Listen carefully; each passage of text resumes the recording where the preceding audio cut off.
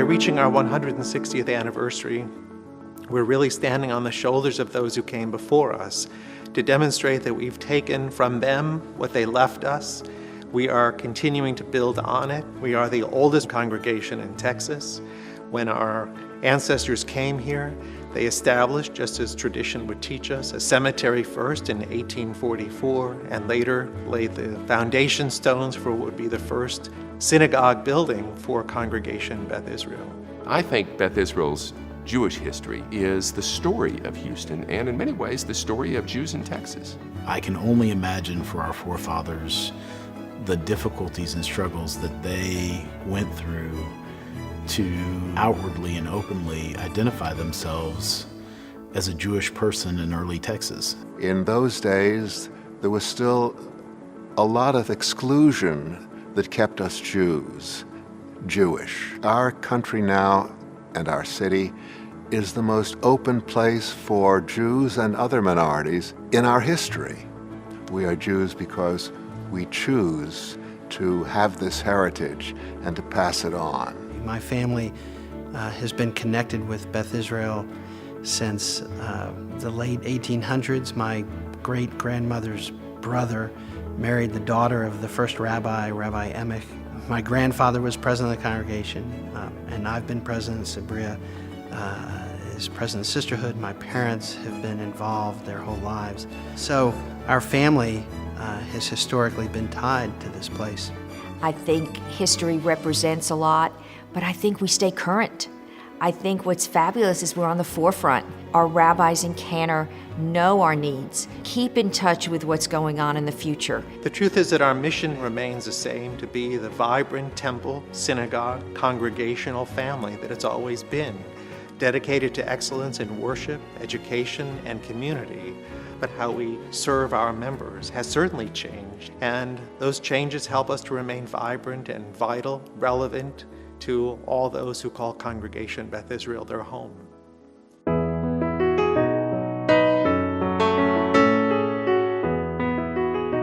There is such a pride and passion amongst members of this congregation, both old and new members, who feel the warm sense of vibrancy and warmth and commitment to Judaism when you walk through the halls of Beth Israel. My parents moved here in the late 40s after the war, joined Beth Israel.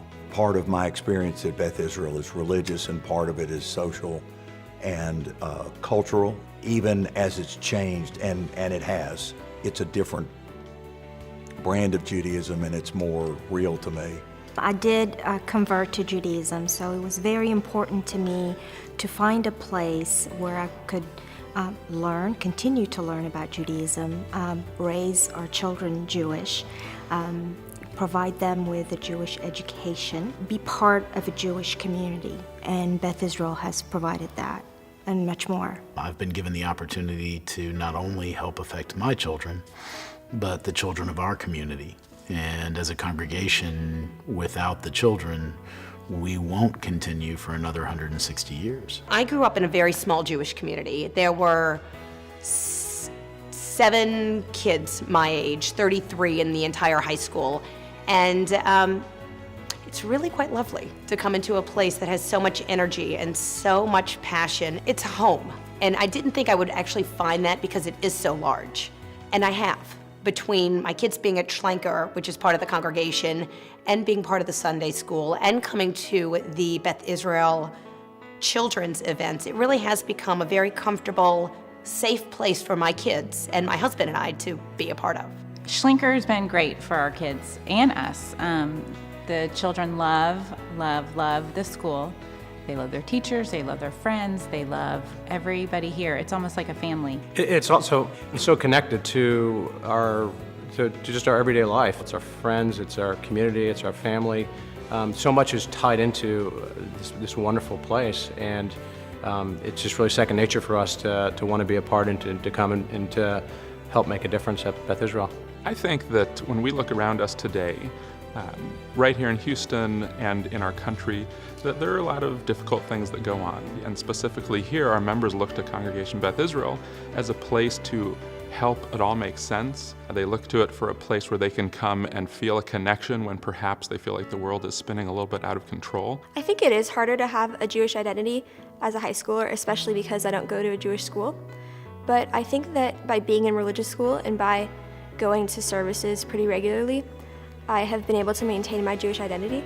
My parents really wanted me to get confirmed, and at first I wasn't so sure about that, but then as I went through the process, I came to understand how important continuing my Jewish learning is. For my family, Beth Israel has been the place where we have celebrated our highest and our saddest moments. The greatest milestones in our family's lives have all taken place pretty much on the bema at Beth Israel or in some part of the congregation. But it's been here, and that has been a place of comfort. It's a place of belonging and feeling like you're home when you're here. I was raised Christian and my husband was raised conservative Jewish, but we met in Israel. I really became to know and love the Jewish religion in Israel, and it was a no-brainer that we would raise our children Jewish. There have been times when, I've had questions and I didn't know what to do, and this is a place where you feel like you can ask the rabbis, you can ask other people, to share their experiences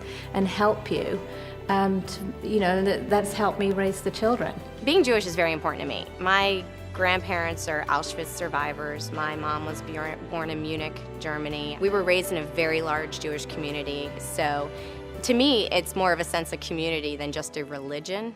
We moved to Houston about 8 years ago. We didn't know much about Houston at all, and that's when we started our shul shopping experience. Our son at the time was a toddler, and so we were looking into the toddler programs and the young family programs, and we felt really comfortable and welcomed immediately. I love it when my kids are singing Hebrew songs and they're learning all the Jewish holidays at Schlenker, and it's just nice.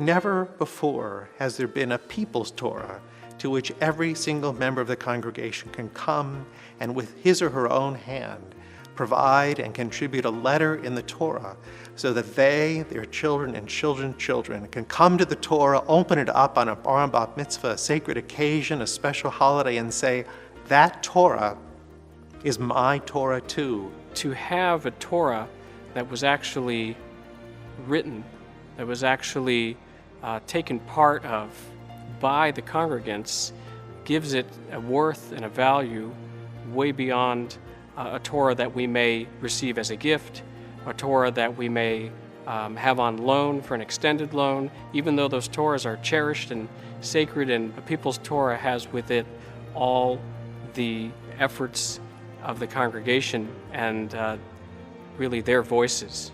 It will be one of the significant moments in your life.